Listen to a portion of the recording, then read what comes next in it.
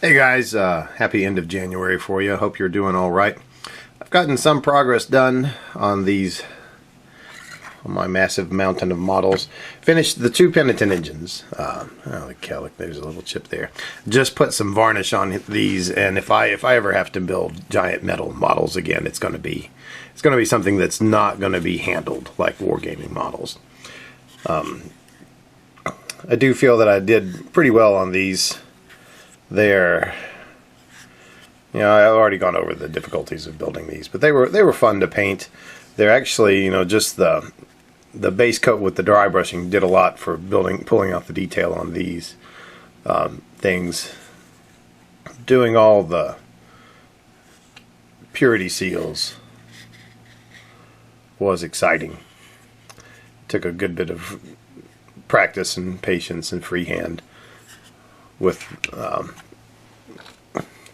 these. Get these. If you're going to do purity seals, get these. You can do them with the brushes, and if you've got mad skills, that's fine.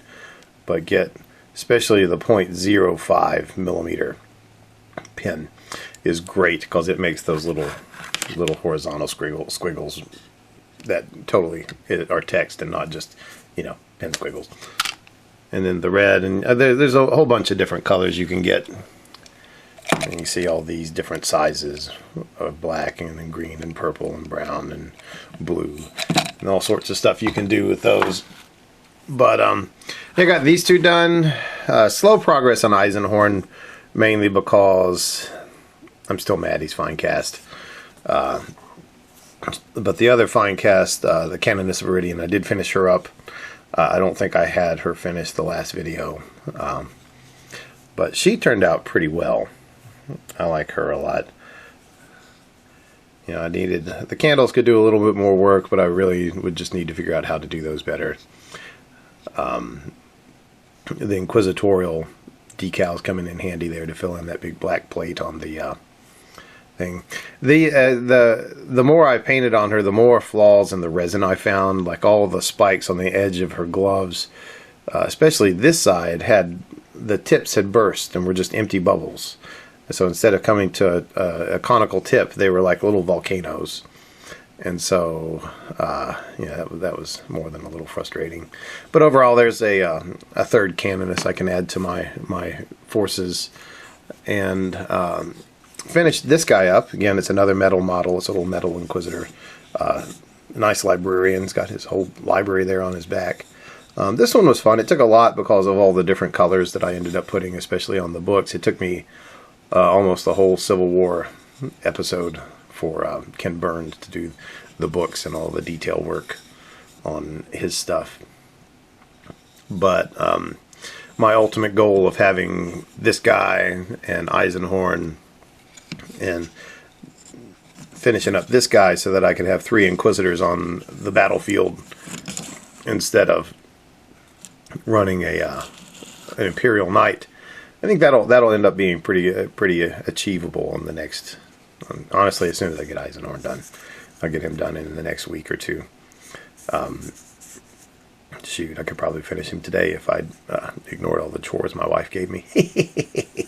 But anyway, that's progress for January. I have started on the first character of a potential new army, and that's a light mechanicum army.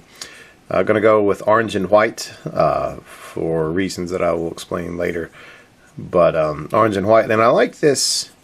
Ended up mixing dark camo brown with Balthazar Gelt for the undercoating of the armor. And I really liked it. It was about half mix, and it turned out really well. And I just used Vallejo Gold to highlight all the edges.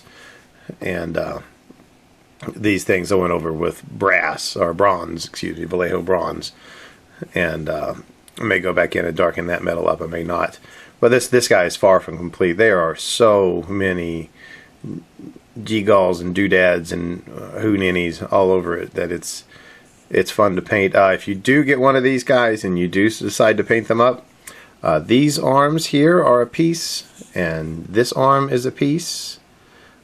Leave those off, because you can't paint the stuff in there with these arms on, except by magnifying glass and a long-handled brush.